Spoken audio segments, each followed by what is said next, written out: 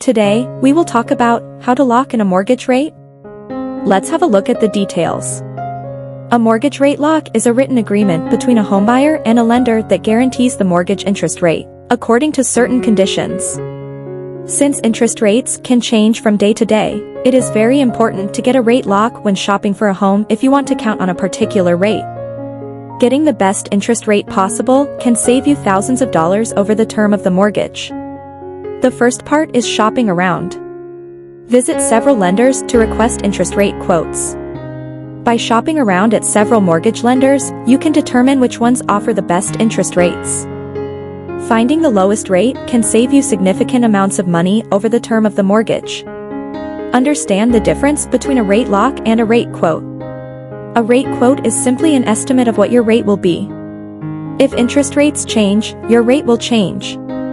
A rate lock, however, is a legally binding promise that you will get a specified rate from a lender.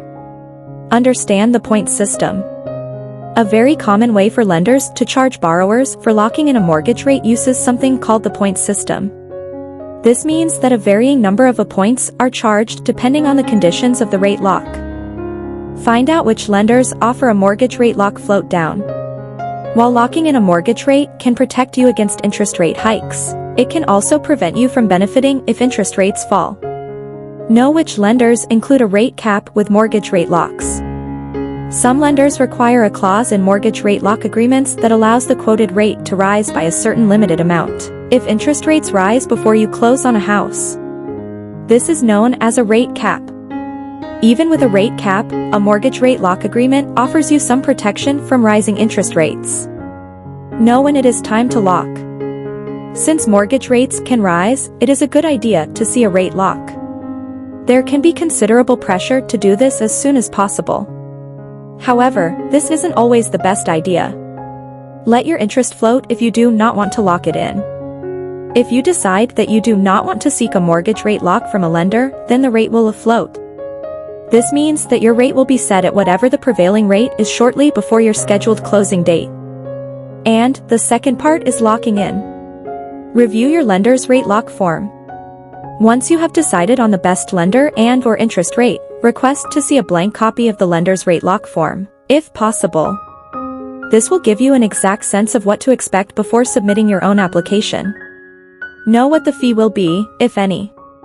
If your lender charges a fee for locking in a rate, make sure that you understand the fee amount and how it is related to the conditions of the rate lock. Request the rate lock. When you are ready to lock in your rate, contact your lender. Depending upon the institution, you may have several ways to make the request over the phone, fax, in-person visit, etc. However, if you initially contact the institution, it is important to get the request in writing. Get the rate lock agreement in writing. Your lender should send you a letter confirming your request for a rate lock within a specified period, usually a brief one, such as 5 days. If your request is approved, you should get a written confirmation from your lender. Know when your rate may change even after a rate lock request.